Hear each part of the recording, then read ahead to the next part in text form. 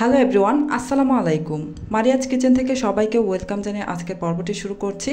আমার আজকের পর্বে থাকছে লতি রান্নার রেসিপি।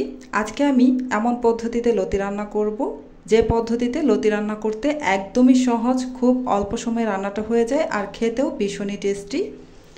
এই লতি রান্না করার জন্য প্রথমেই একটি প্যান নিয়ে নিলাম। এবার এতে আমি লতি দিয়ে দিচ্ছি।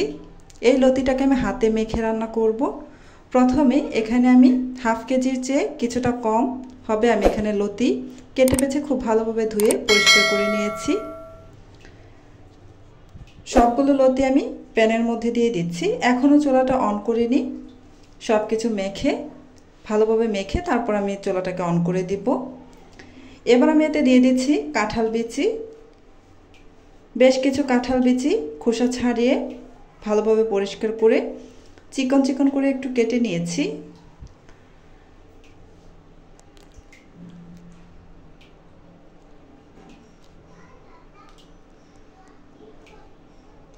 এবার দিয়ে দিচ্ছি ছোট মাছ।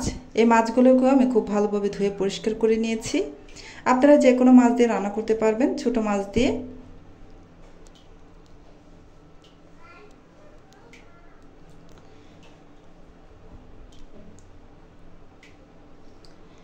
এবার এখানে কিছু পেঁয়াজ কুচি দিয়ে দিচ্ছি।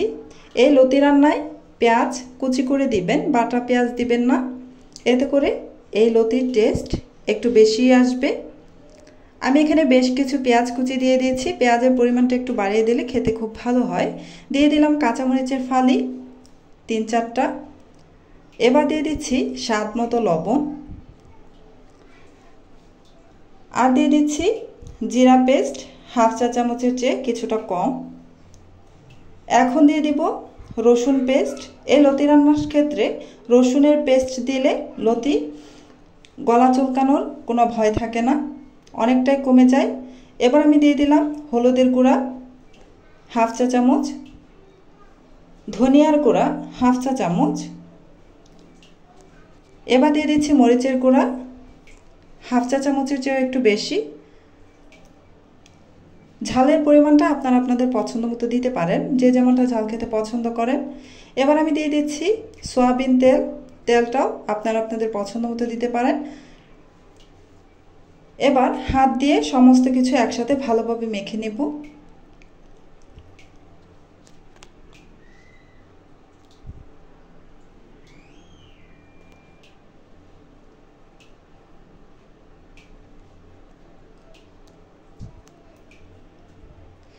এই লতিটা মাখানোর সময় খুব সুন্দর একটা ঘ্রাণ আসে, খুব সুন্দর লাগে। আর দেখতেই পাচ্ছেন কত সুন্দর লাগছে। এভাবে হাতে মেখে লতি রান্না করে একদিন খেয়ে দেখতে পারেন, খুবই টেস্টি হয়। আর সময় তো একদমই কম লাগে, রান্নাটা খুব দ্রুত হয়ে যায়।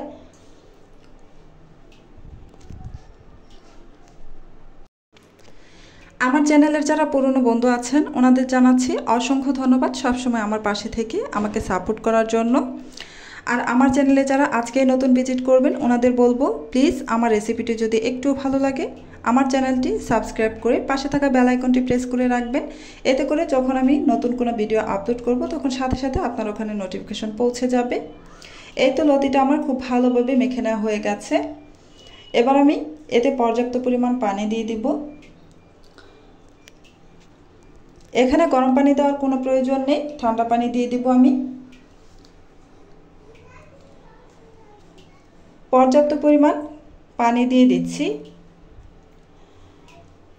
আপনারা পরিমাণ মতো পানি দিয়ে দিবেন, তবে অবশ্যই খুব বেশি পানি দিবেন না, এতে করে লতির টেস্ট নষ্ট হয়ে যায়। অল্প পরিমাণে পানি দিয়ে রান্না করবেন। চুলার আঁচ একদমই মিডিয়াম টু লো হিটে রেখে, খুব বেশি আঁচে দিয়েও রান্না করা যাবে না লতিটাকে। চুলার আঁচ মিডিয়াম টু লো হিটে রেখে তারপর লতিটাকে রান্না করবেন। এতে করে অল্প পানিতেই লতিটা খুব ভালোভাবে সিদ্ধ হয়ে যাবে আর এই লতির টেস্ট অনেকটাই বেড়ে যাবে। এই তো ঢাকনা দিয়ে ঢেকে বেশ কিছুক্ষণ রান্না করার পর আমি ঢাকনাটা খুলে নিয়েছি। দেখতেই পাচ্ছেন পানিটা প্রায় শুকিয়ে এসেছে, সামান্য একটু পানি আছে। আমি এখানে সামান্য একটু ঝোল রাখবো, মানে একদমই শুকিয়ে ফেলবো না, খুবই সামান্য একটু রাখবো। লতিটা একটু চেক করে নিচ্ছি সিদ্ধ হয়েছে কিনা। লতিটা বেশ ভালোভাবে সিদ্ধ হয়ে গিয়েছে আর লতিগুলো ভেঙেও যায়নি। এই লতি রান্নার সময় একদম নাড়ানাড়ি করবেন না, এতে করে লতিগুলো ভেঙে যাওয়ার আশঙ্কা থাকে।